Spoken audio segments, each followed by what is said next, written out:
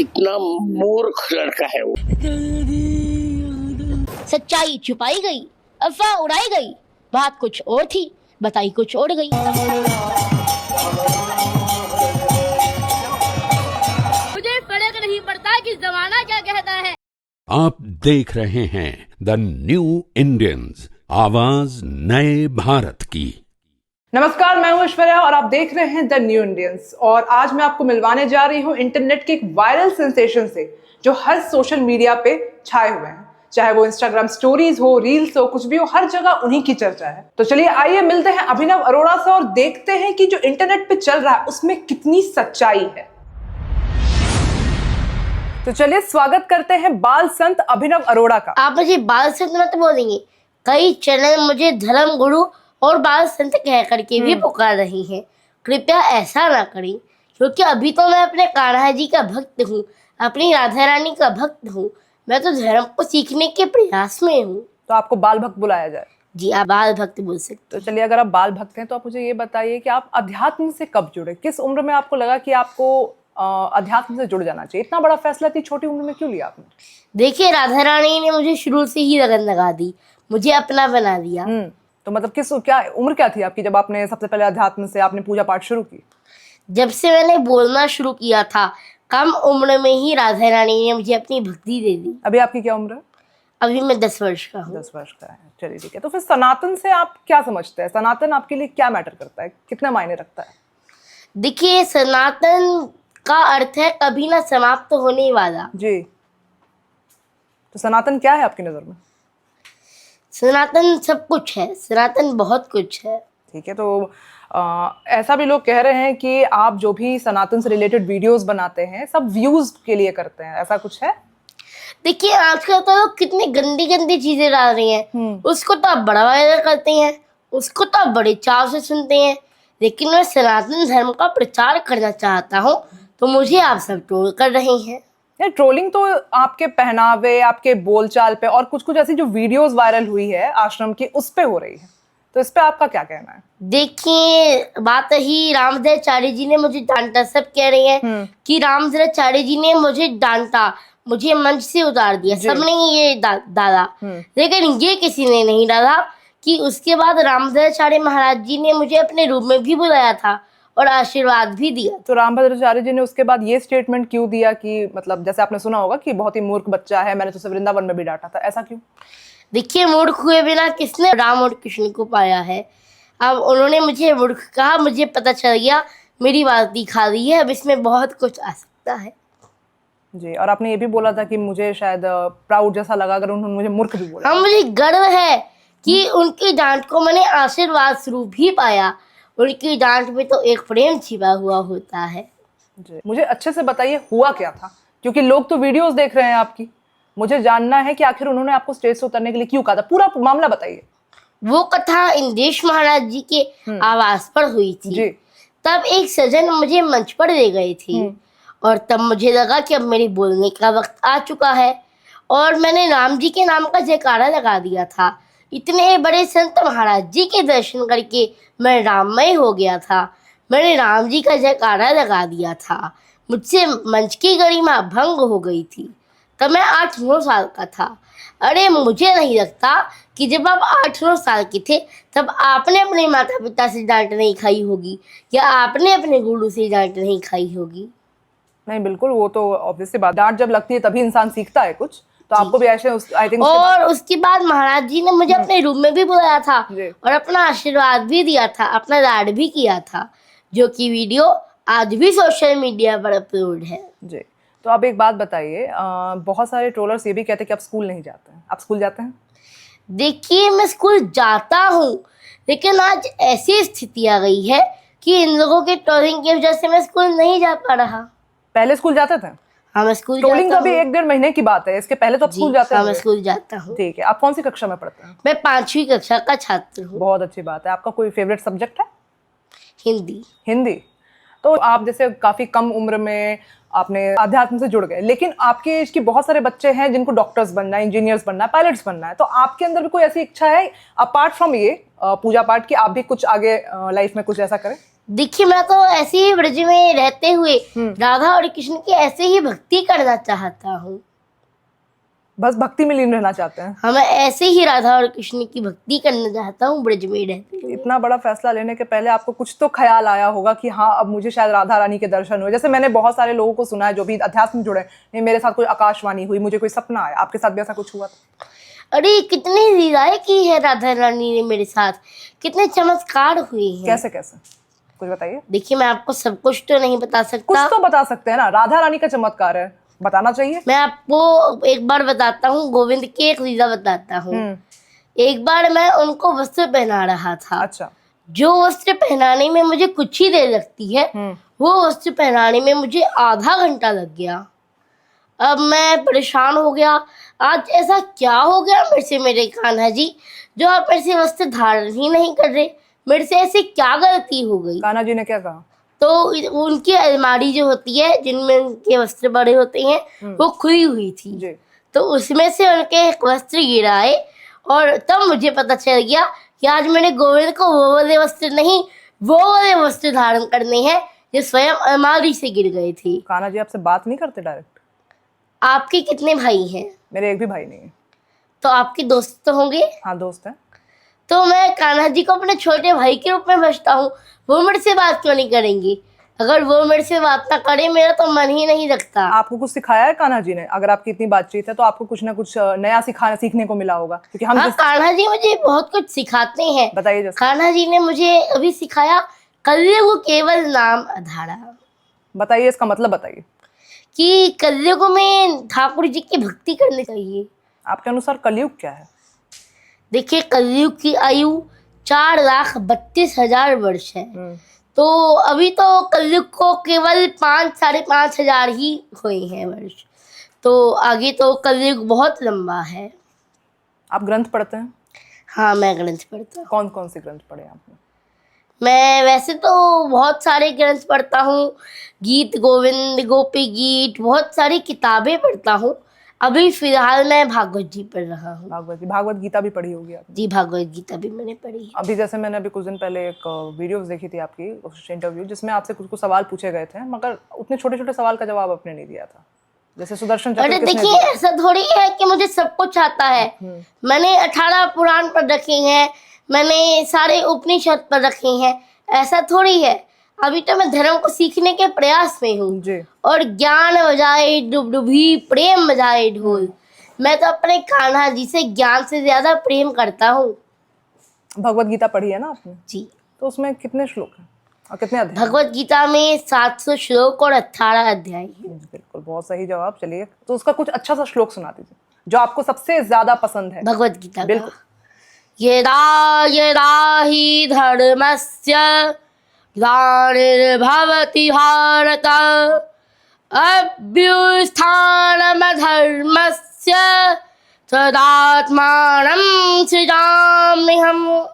अर्थात जब जब धर्म की हानि होती है तब भगवान श्री कृष्ण धरती पर अवतार देने के लिए आते हैं, धर्म की पुनः स्थापना करने के लिए धरती पर अवतार देने के लिए आते हैं। ये बहुत अच्छी बात है, बहुत अच्छा सुनाया आपने। अब देखिए अभिनव, अभी आपको भी पता है कि आप ट्रोल तो काफी हो रहे हैं इंटरनेट पे, और सारी की सारी ट्रोलिंग बहुत ही नेगेटिव जा रही है।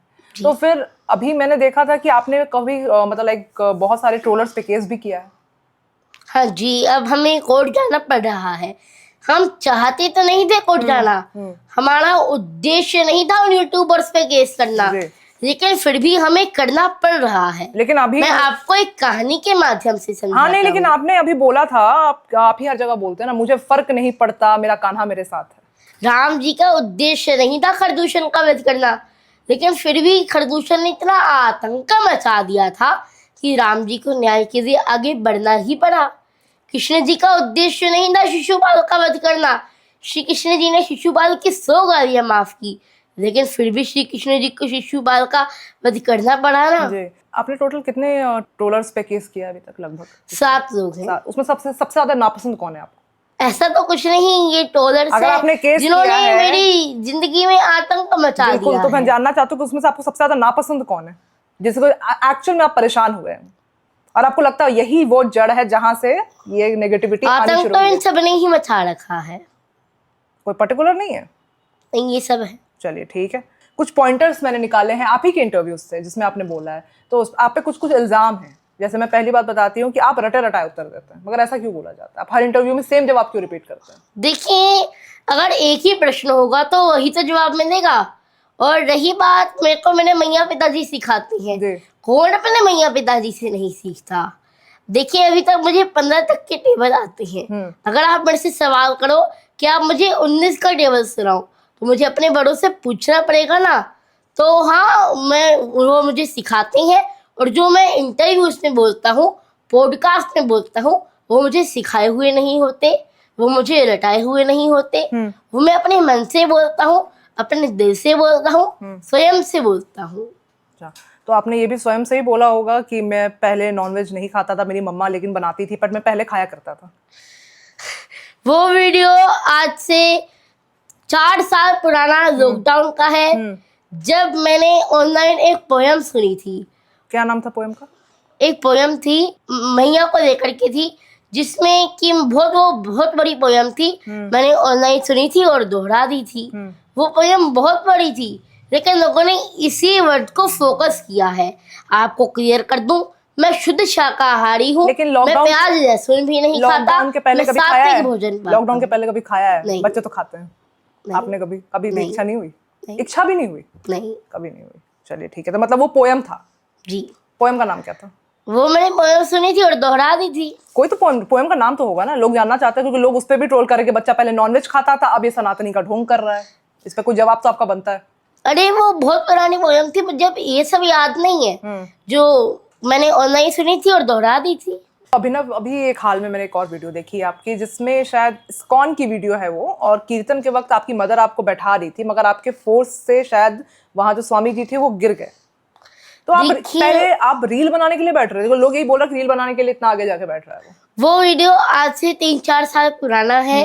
और जब मैं वहां पर कीर्तन के लिए बैठ रहा था, तो मैंने स्वामी जी का सपोर्ट दे दिया था, जिनसे वो थोड़े पीछे हो गई थी, और मैंने तुरंत उनसे माफी भी मांग ली थी, और उन्होंने मुझे माफी कर दिया था। तो आप अगर पूरा वीडियो देखोगे तो आप देखेंगे उसमें वो मुझे प्रसाद भी दे रहे हैं, और मैं खुशी खुशी पा भी रहा हूँ। ठीक है, चलिए, तो ये बात तो क्लियर हुई। तो अब मैं आपसे एक बात पूछती हूँ। चलिए, अब ये सब बात मुझे बताइए, आप अपनी परेशानी के बारे में जनरली बताइए कि जो अभी आप एक्चुअल में परेशानी फेस कर रहे हैं ट्रोलर्स की वजह से। आप घर से बाहर जाते हो, लोग आपको घेर लेते होंगे। देखिए, मेरे घर वालों के पास दिन में लगभग 500 फोन आ रहे हैं। अब तो मेरी मैया को फोन उठाने से भी डर लग रहा है। कैसे फोन आते हैं आपको? कि मेरे को धमकियां दी जा रही है, अलग अलग तरह की धमकी, कुछ बताइए। जान से मारने की धमकियां दी जा रही है ऐसी धमकी? जी। अच्छा, तो क्या कहेंगे ऐसे लोगों को आप? देखिए, मैं यही कहूंगा कि कर्मों का फल व्यक्ति को उस तरह ढूंढ देता है, जैसे बहुत सारी गायों के बीच में बछड़ा अपनी माँ को ढूंढ देता है। जो आज दूसरे के साथ गलत कर रहे हैं, एक दिन उनके साथ भी गलत होगा ही। और जो लोग आपको गलत कह रहे हैं, नाटक कर रहा है, इस वजह में इसको पढ़ना चाहिए। एक उम्र होती है साधु बनने की, और इसने पहले से ही व्यूज किसी से मित्रता नहीं कर सकते तो शत्रुता भी नहीं करनी चाहिए। तो फिर किस तरीके से आप टैकल कर रहे हैं इस चीज को? मतलब अभी आप जो नेगेटिविटी आप फेस कर रहे हैं, आप इससे लड़ने के लिए क्या करते हो? ये लोग जो ट्रोल कर रहे हैं, घर के बाहर हल्ला कर रहे हैं, अलग अलग हल्ला कर रहे हैं। हाँ, घर के बाहर हल्ला हो रहा है, अलग अलग तरह की धमकियां दी जा रही है। जब तक ये मुझे मोटा तोता बोलते थे, तब तक हमें लगता था मोटा तोता बोलते थे। आप तो राधा रानी भक्त है, आपको बाहर जाना चाहिए। देखिए, हम कब तक बर्दाश्त करेंगे? लोग अभी तक मुझे अपने व्यूज कमा रहे थे, हमें लग रहा था अपना व्यापार चला रहे हैं। अब मेरी भक्ति की बात आ गई, मेरी भक्ति को नकली कहा जा रहा है, हम कब तक बर्दाश्त करते रहेंगे? भक्ति इंटरनेट की वजह से नकली कहला रही है कि आप उसका शो ऑफ करते हैं। यही तो बंदे बोल रहे हैं कि अभिनव अरोड़ा अगर पूजा करते हैं, इतना राधा रानी में मानते हैं, तो इससे शो ऑफ क्यों किया जा रहा है? ये बंद कमरे में क्यों नहीं हो रहा है? मैं तो सनातन धर्म का प्रचार करना चाहता हूँ। मेरा तो उद्देश्य है कि पूरे विश्व भर में राधा रानी के नाम का प्रचार हो, प्रसार हो, हर कोई उनकी भक्ति करे। मेरा उद्देश्य तो बस यही है।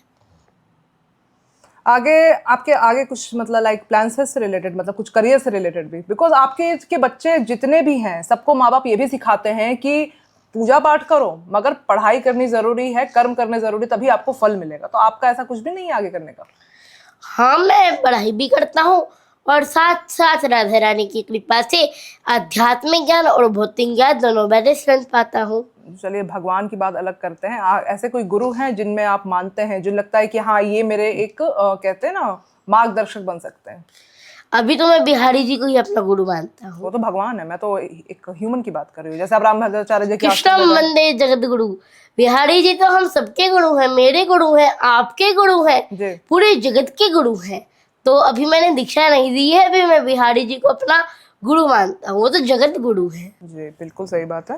तो एक और बात आप मुझे बताइए कि सनातन को आप फॉलो करते हैं, सनातन के बारे में प्रचार करते हैं जी। लेकिन इस प्रचार करने से आप इतना ट्रोल हो रहे हो, तो आपको नहीं लगता कि आपको सोशल मीडिया उनके अकॉर्डिंग की कहते हैं कि सोशल मीडिया पे क्यों प्रचार कर रही है? चाहते तो बंद कमरे में भी कर सकता है। देखिए, जिस माध्यम से सनातन धर्म का प्रचार हो, मैं उस माध्यम से करूंगा, चाहे सोशल मीडिया के माध्यम से हो, चाहे किसी भी माध्यम से हो। तो जैसे पुरानी वीडियोस में भी आपको दिखाया जा रहा है कि आप अपनी मम्मी को मैया, अब तो आप मैया बुलाते हो, आपने बताया, लेकिन पहले आप मॉम बुलाते थे, मॉम, मम्मा, ये सब। तो हाँ, पहले मैं मम्मी बोलता था, लेकिन जब मुझे पता चलने लगा कि हमारी भारतीय संस्कृति के शब्द नहीं है, तो मैं मैया बोलने तो लगा। मैया क्यों, माँ क्यों नहीं? पहले मैं मम्मी बोलता था, फिर पहले मैं आप मॉम बोलते थे? हाँ, पहले मैं मम्मी बोलता था, फिर मैं माँ बोलने लगा और मैं मैया बोलता हूँ। देखिए, हमारा उद्देश्य होना चाहिए अपने बीते हुए कल से बेहतर होना। अरे मैं अपनी मैया को गाली थोड़ी दे रहा हूँ, उनसे प्यार से ही तो बुला रहा हूँ। बिल्कुल बिल्कुल। आजकल लोग कह रहे हैं मैया और मोम में विवाद। अरे इसमें विवाद की क्या बात है? अरे मैं तो मैया बोल रहा हूँ ना, मम्मी से मैया बोल रहा हूँ, मैया से मम्मी थोड़ी बोल रहा हूँ। स्कूल जाते हैं ना? जी। अभी कुछ कितने दिनों से स्कूल नहीं गए आप? जब से ऐसी स्थिति आ गई है कि हल्ला हो रहा है घर के बाहर और धमकियां दी जा रही है, इतने कॉल्स आ रही हैं, तो अभी इसी स्थिति पर मैं स्कूल नहीं जा पा रहा। और हाँ, वैसे मैं स्कूल जाता हूँ, 5वीं कक्षा का छात्र हूँ। ऐसे पेरेंट्स आपके किस तरीके से इसको मतलब मैनेज कर रहे हो, और आप किस तरीके से इस चीज से ध्यान हटा रहे हो? बिकॉज एक तरफ ध्यान लगाना अध्यात्म में, बिल्कुल, उसके बाद ये सब ट्रोलिंग झेलना, इतने फोन कॉल्स, ऐसी ब्लैकमेलिंग, अब तो इसके इफेक्ट मेरे मैया पिताजी पर भी पड़ रहे हैं। मेरी बहन भी इसकी वजह से स्कूल नहीं जा पा रही है। अच्छा, आपकी बहन कौन सी क्लास में? वो 11वीं कक्षा में है। 11वीं कक्षा में। तो उनके साथ भी सेम ट्रोलिंग हो रही है, उनको भी तंग किया जा रहा है स्कूल में? अभी वो भी स्कूल नहीं जा पा रही है, वो भी घर पे है। तो परेशान हो रही होंगी तभी नहीं जा रही है ना? जी। जी, चलिए ठीक है। अभी कुछ दिन पहले आपका मैंने शायद एबीपी पे या फिर किसी चैनल पे इंटरव्यू देखा था, जिसमें आपको कुछ कुछ सवाल पूछे गए, आपने कुछ सवाल गलत बताया। जैसे सुदर्शन चक्र के बारे में आपने बता दिया कि वो शिव जी ने दिया है, बल्कि वो उसका जवाब परशुराम है। देखिए, मैं तो खुद कहता हूँ कि मैं तो धर्म के सीखने के प्रयास में हूँ। मैं तो अभी पहले चरण पर हूँ। मैं ऐसा नहीं कहता कि मैं कोई धर्म गुरु हूँ। तो आपको मैं लगता है कि आपसे जानबूझ के मुझे सब कुछ नहीं आता, और जो जो मैंने सीखा है, मुझे संत जनों ने बताया है, मैंने शास्त्रों में पढ़ा है, वो सब मैं आप सबको बताता हूँ। और ज्ञान बजाए डुबडुबी, प्रेम बजाए डोल। मैं तो अपने कान्हा जी से ज्ञान से ज्यादा प्रेम करता हूँ। तो कान्हा जी के बारे में कुछ कुछ चीजें तो जानते भी होंगे आप, मुझे लगता है बहुत कुछ जानते होंगे। हाँ, बिल्कुल। तो चलिए बताइए, पहले कान्हा जी का जन्म कहाँ हुआ था? कान्हा जी का जन्म मथुरा जेल में हुआ था। रात्रि 12 बजे हुआ था, और कंस के कारीगर मथुरा जेल में हुआ था। तो जब वासुदेव जी उनको जमुना पार कर गोकुल लेकर के नंद बाबा के घर लेकर के गए थे, तो और चलिए ठीक है, कंस ने देवकी माता के 6 पुत्रों को मार दिया था। 7वें श्री बलराम जी आए और 8वें श्री कृष्ण जी आए। बहुत अच्छी बात है, बहुत अच्छा बताया आपने। मथुरा जेल में उनका प्रगट्य हुआ, उनका जन्म हुआ। तो अब ये मुझे बताइए कि कृष्ण भगवान जगन्नाथ रूप में क्यों पूजे जाते हैं? जब वो ब्रज की लीला जगन्नाथपुरी में बताई जा रही थी, तो वहां पर उनको इतना ही बताया कि बरसाना के पास एक गांव है, नंदगांव के पास एक गांव है बरसाना, वहां पर राधा रानी रहती है। तो ठाकुर जी ने बाहर से सुन लिया और उनको ब्रज की लीला की याद आ गई, तो वो मोहित हो गए और जगन्नाथ स्वरूप वो पिघल गए और जगन्नाथ स्वरूप में वो पूजे जाते हैं। ठीक है, बहुत अच्छा। अब आप मुझे ये बताइए कि अभी कार्तिक मास चल रहा है ना? जी। कार्तिक मास में क्या है, मतलब कुछ बताइए इसके बारे में, जो कृष्ण भक्त है उनको तो जानना चाहिए। कार्तिक मास हमारी राधा रानी को, हमारे कान्हा जी को सभी महीनों में सर्वाधिक प्रिय है। सभी महीनों में कार्तिक मास का महत्व बहुत ही ज्यादा क्यों है। है?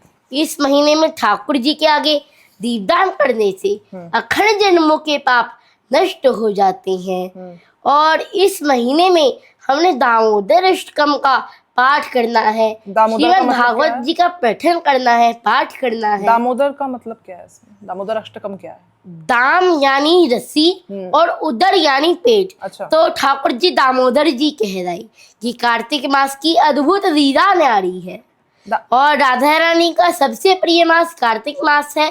और कार्तिक मास में करने वाला सबसे बड़ा दान दीपदान है। और आप सभी इस दिन अपने घर पे अपने राधा रानी के समक्ष, ठाकुर जी के समक्ष संध्या समय में दीपदान करें। दामोदर अष्टकम जी के कुछ श्लोक आपको आते हैं? क्योंकि मुझे पता है कि वो काफी ज्यादा मुश्किल। हाँ, मैं दामोदर अष्टकम का अभी प्रयास कर रहा हूँ। मैं रोज पाठ करता हूँ, प्रयास कर रहा हूँ अभी सीखने का। अभी मैं आधा सीख भी चुका हूँ। मैं आपको सुनाऊं? बिल्कुल सुनाइए। मुझे क्या, ऑडियंस को सुनाइए। नमामीश्वरं सच्चिदानंद रूपम रसद्कुंडलं गोकुले व्रजमानं यशोदाभियोरुखराधवमानं परं रष्टमत्यं ततो धृतिगोप्या रुदन्तं मुहुर्नेत्रं युगं व्रजन्तं कराम्भोजयुग्मेन शातङ्कनेत्रं मुहुश्वासकम्पचिरेककण्ठ स्थितग्रेवं दामोदरं भक्तिबधम् इति दिक्सरीराभिरनन्निकुण्डे स्वघोषं निमज्जन्तम् अख्यापयन्तं तदीयेषिताग्निषु भक्त्यर्चितत्वं पुनः प्रेम तस्तं शताव्रति वन्दे वरं देवी मोक्षं न मोक्षं वधिं वा न चान्यं वर्णे हम वरेशादपीह इदं तेव पुरनाथ गोपाल बालं सदा मे मनस्य विरस्तं किमन्ये हरे कृष्णा कृष्णा कृष्णा हरे हरे हरे रामा रामा रामा हरे हरे। मैं अभी आधा याद कर चुका हूँ और मैं बहुत ही जल्दी आप सबको पूरा दामोदर अष्टकम शीघ्र ही सुना। अभिनव, अपने दिनचर्या के बारे में बताइए। आप कैसे सुबह उठते हैं तो सबसे पहले क्या करते हैं? मैं सुबह ब्रह्म मुहूर्त में 3:30 बजे उठ जाता हूँ। 3:30 बजे आप उठते हैं? जी। घर में कोई और उठता है 3:30 बजे? मैं उठता हूँ। और कोई नहीं, वैसे तो नहीं उठता। आप अकेले उठते हो? रोज उठते हो? हाँ जी। कितने सालों से उठ रहे हो? बहुत टाइम हो गया जी। जब से आपने होश संभाला तभी से उठ रहे होगे? जी, वैसे सर्दी होती है तो गीजर चलाने के लिए मैया को उठना पड़ता है, वैसे मैं खुद उठता हूँ। अच्छा, तो उसके बाद क्या करते हैं आप? मैं सुबह ब्रह्म मुहूर्त में 3:30 बजे उठ जाता हूँ। मैं स्नान करता हूँ और 4 बजे तक माला जाप आरंभ कर देता हूँ। इसमें मुझे 1.5-2 घंटे लग जाते हैं। फिर जब सूर्योदय होता है मैं तुलसी जी को जल चढ़ाता हूँ, उनकी परिक्रमा करता हूँ। उसके बाद हमारे घर पर राधिका गोविंद जी है, अभी मैंने आपको दर्शन कराई। हाँ। उनको उठाता हूँ, उनका स्नान कराता हूँ, उनका श्रृंगार करता हूँ, उनकी श्रृंगार आरती करता हूँ और आरती करने के बाद उनको भोग पवाता हूँ, स्वयं पाता हूँ।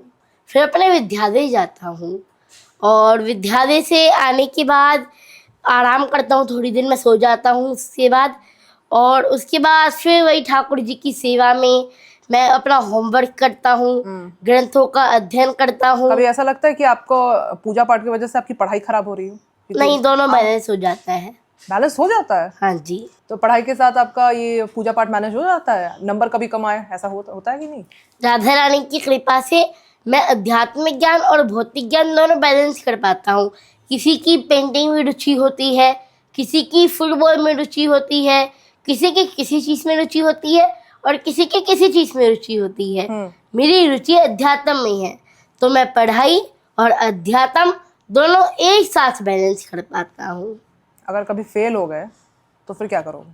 मुझे एक सवाल, बस एक बात जानना है। बच्चे फेल तो होते हैं, अब आप बच्चे ही हो, अभी आप 10 साल के हो ना, बस कभी फेल हो गए तो फिर आप क्या करोगे? हो जाता है। हो जाता है जी।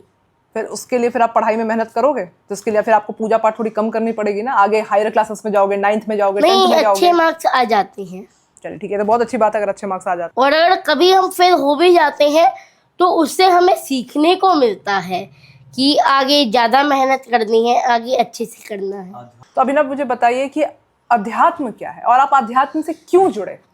देखिए, भक्ति तो हमें गर्भ से ही मिल जाती है, लेकिन हमें उसका ध्यान रखना है। मैं आपको एक उदाहरण से समझाता हूँ। पहले आप मुझे अध्यात्म क्या है बताइए। अच्छा, देखिए, धर्म वो है जिसे धारण किया जा सके। जी।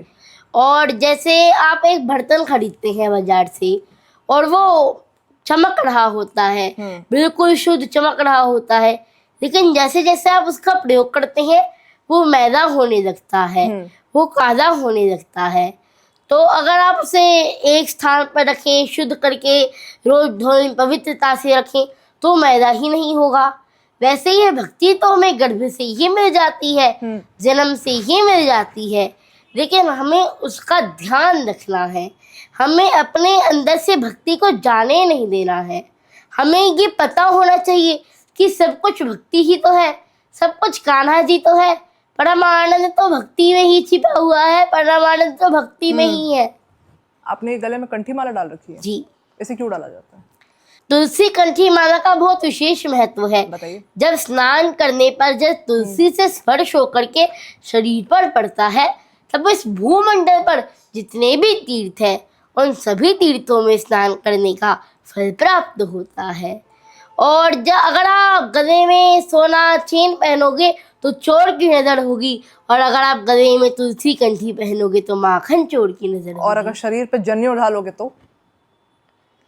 जनेऊ के बारे में तो अभी मुझे ज्यादा ज्ञान नहीं है, मैं कंठी माला धारण करता हूँ। चलिए ठीक है, तो अब आप मुझे ये बताइए कि जैसे अभी सोशल मीडिया पे आप इतने ट्रोल हो रहे हैं, तो लोग बात कर रहे हैं कि आप पैसे छाप रहे हैं इससे, मतलब ये इनके आपके मतलब लाइक आप लोग आप सबको क्लियर कर दूं, हमारा कोई भी social media channel, YouTube, Instagram, Facebook, कोई भी चैनल मोनेटाइज नहीं है, क्योंकि मेरी भक्ति के माध्यम से हम पैसे कमाना नहीं चाहते। हम तो सनातन धर्म का प्रचार करना चाहते हैं। ऐसे ही राधा रानी की, ठाकुर जी की भक्ति, सनातन का प्रचार करना चाहते हैं। हमारो धन राधा श्री राधा श्री राधा, हमारो धन राधा श्री राधा श्री राधा, परम धन राधा राधा राधा राधा राधा, हमारो धन राधा श्री राधा श्री राधा, हमारो धन राधा श्री राधा श्री राधा। मेरा तो परम धन श्री राधा रानी ही है। ठीक है, अब मैं आपसे एक आखिरी सवाल पूछती हूँ। एक बात बताइए, जब आप सोशल मीडिया के पहले, जब आप ट्रोल नहीं हुए तब आपकी लाइफ कैसी थी? आपके प्रति लोगों का बिहेवियर कैसा था? कैसे मतलब आपसे बिहेव करते थे? जो अभी कंडीशन है उससे कंपेयर करके अगर बताया जाए तो क्या बताइएगा आप? रिपीट कीजिए। रिपीट? अच्छा चलिए ठीक है, मैं आपसे पूछ रही हूँ, जब अभी जितने 1 महीने से जो ट्रोलिंग हो रही है उसके पहले आपकी लाइफ कैसी थी? लोग आपसे कैसे बिहेव करते थे, कैसे बात करते थे? जितना आप परेशान हो रहे हैं उसके कंपैरिजन में पहले लोगों का व्यवहार आपके लिए कैसा था? देखिए, ऐसे ही ठाकुर जी की भक्ति, सनातन का प्रचार मैं करता आया हूँ, और अब पिछले मैं पूछ रही हूँ लोगों का व्यवहार आपके लिए कैसा था ट्रोलिंग के पहले? मतलब आपको अभी आप 1 महीने से बहुत परेशानी फेस कर रहे हो, कहीं भी जा रहे हो आपको तंग किया जा रहा है, जब ये सब नहीं हुआ था, ये वीडियो वायरल नहीं हुई थी, उसके पहले लोग आपसे कैसे बिहेव करते थे सोसाइटी के? देखिए, ट्रोलिंग तो थोड़ी बहुत ट्रोलिंग तो पिछले साल से चल रही है, लेकिन वो मजे मजे में मुझे मोटा तोता बोलते थे, तो मैं सोचता था ये अपने व्यूज कमा रहे हैं, ये अपना कमा रहे हैं। तो अभिनव, अभी जो इतनी ट्रोलिंग हुई है, जो आपकी इतनी नेगेटिव इमेज बनी है लोगों के सामने, ये सारा का सारा काम यूट्यूबर्स का है, ये तो आप मानते हैं, जिसके ऊपर आपने केस किया है। इनमें से आपको सबसे ज्यादा प्रॉब्लम किससे है? मतलब सब फसाद की जड़ एक्चुअल में कौन? आप मुझे ये बताइए, जिससे आपको सबसे ज्यादा परेशानी हुई, लगा कि यहीं से सब कुछ शुरू हुआ है। इसकी स्टार्टिंग ओमनी देसी चैनल से हुई है, जिसको देखकर सब भेड़ चाल में फंस गए और सबको लगा कि हम कुछ कमा लेंगे और अपने व्यूज के लिए वीडियोस बनाने लगे, ट्रोलिंग देखिए वीडियोस बनाने लगे। ओनली देसी के जो होस्ट है उन्होंने तो आप पे बहुत रिसर्च करी है। जी, तो वहीं से लोग भेड़ चाल में फंसे और सबने देखा कि व्यूज बहुत अच्छे आ गए, तो सबको लगा कि हमारे भी बहुत अच्छे व्यूज आएंगे, तो सब वीडियोस बनाने लग गए, रोज वीडियोस बनाने लग गए। तो मैं उनसे एक ही बात कहना चाहूँगा, ओनली देसी की जो पूरी की पूरी ये है ब्लॉग है, उसमें से कितनी प्रतिशत बातें सही है और गलत है, ये आप मुझे बताइए। देखिए जो दिखाया जाता है वो सही नहीं है, वो बिल्कुल सही नहीं कुछ है, भी सही नहीं है उसमें, कुछ वो तो सही सब होगा। कुछ सही नहीं है अच्छा। और आधी बातें दिखाई जाती है और उसमें भी खूब सारी एडिटिंग करके दिखाई जाती है अच्छा। और वहीं से सब भेड़ चाल में फंसे। और मैं उन सबको कहना चाहूंगा, माया के दीवानों सुन लो, एक दिन ऐसा आएगा, धन दौलत और माल खजाना यहीं पर रह जाएगा, सुंदर काया माटी होगी, चर्चा होगी गली गली, रे जोड़े कोई राम का प्यारा, शोर मचाऊं गली गली, रे जोड़े कोई श्याम का प्यारा, शोर मचाऊं गली गली। श्री राम जय राम, श्री राम जय जय राम। चलिए, बहुत अच्छी बात है अभिनव। अब मुझे आप ये बस आखिरी में बताइए, आप अपने हेटर्स को कुछ बताना चाहते हैं, अपनी तरफ से कुछ बताना चाहते हैं? लाइक कुछ जवाब तो होना ही चाहिए आपकी तरफ, आपके साइड से। देखिए अब इन्होंने ऐसा कर दिया है कि हमने इन पर केस कर दिया है, मथुरा पुलिस में हमने केस कर दिया है, कोर्ट में हमने केस कर दिया है। अच्छा, ठीक है। चलिए, धन्यवाद अभिनव, बहुत अच्छा लगा आपसे मिलकर बात करके और मैं आपको आगे के लिए भी शुभकामनाएं देती हूँ कि ऐसे ही आपका काम अच्छा रहे और आपकी लाइफ बहुत सरल चले। Radhe Radhe ji, thank you so मैं आपके चैनल के माध्यम से अपने भैया को भी मिलवाना चाहूंगा, वो आपसे एक अपील करना चाहते जी जी, बिल्कुल बुलाया जाए। आ जाइए भैया। जैसे अभी अभिनव ने बोला कि वो हमारे चैनल के थ्रू एक अपील करना चाहता है, तो अपील तो मैं समझ रही हूँ क्या होगी, बट मैं ये पूछना चाहती हूँ आपसे कि अभी जितनी भी ट्रोलिंग चल रही है, जितना भी आपको परेशान किया गया, कॉल्स आए हैं, मारने पीटने की धमकी दी है, आपको कैसा लग रहा है अपने बच्चे के लिए सब सुन के? देखियो, ये सुन के तो किसी को भी अच्छा नहीं लगेगा। हमारे पास कॉल्स आज से नहीं, काफ़ी दिनों से आ रहे हैं, डेली के इतने सारे कॉल्स आना कि अब कॉल्स तो आते हैं मैम?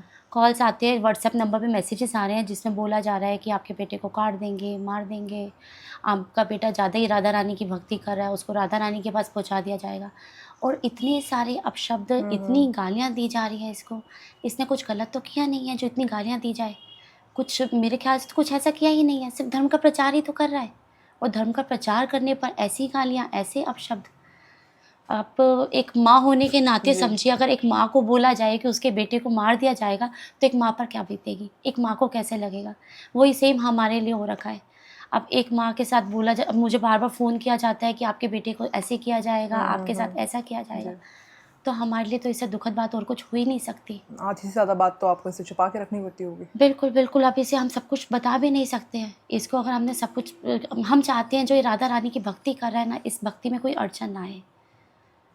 और मुझे ये पता है चाहे जितने लोग जो मर्जी ट्रॉल कर ले, जितनी मर्जी धमकियाँ आ जाए ना, ये अपने रास्ते से नहीं हटेंगे।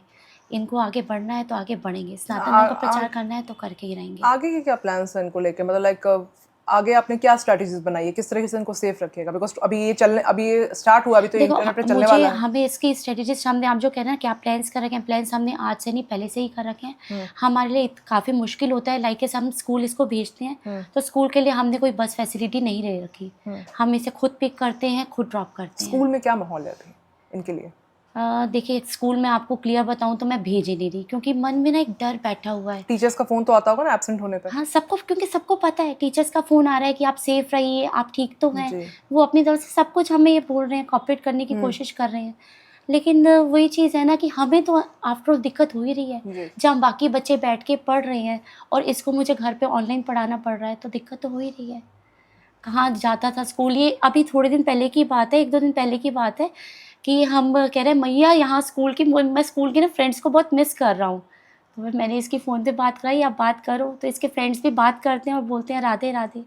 बस इसको वही एनर्जी मिल जाती है कि जो बच्चे पहले राधा नाम भी नहीं लेते थे वो इसको राधे नाम से पुकार रहे हैं, वही एनर्जी इसको मिल जाती है कि जो मैं धर्म का प्रचार करना चाहता हूँ वो सही डायरेक्शन में हो रहा है। जी बिल्कुल। तो आप क्या अपील करना चाहती हैं, क्या लोगों को बताना चाहते हैं? मैं आपके द न्यू इंडियंस चैनल के माध्यम से आप सभी से एक अपील करना चाहती हूँ। कुछ मीडिया कर्मी हमारे घर की लोकेशन, हमारे घर का एड्रेस शेयर कर रहे हैं। मैं आपसे विनती करती हूँ, प्लीज़ हमारी निजता बनाए रखिए, हमारी निजता को भंग मत कीजिए। हमारे घर का एड्रेस, हमारे घर की लोकेशन किसी से शेयर मत कीजिए। और अगर आपको हमसे कुछ बात करनी है तो प्लीज़ आप हमारे नंबर पर ही मैसेज कर सकते हैं। जय श्री राधे राधे। राधे, जय श्री राधे। तो अभिनव, कैसा रहा आपका इंटरव्यू? बढ़िया बढ़िया बढ़िया बढ़िया। चलिए ठीक है, राधे राधे। राधे राधे। हमें फॉलो, शेयर व लाइक करना न भूलें और लेटेस्ट न्यूज अपडेट्स के लिए नोटिफिकेशन जरूर ऑन कर लें।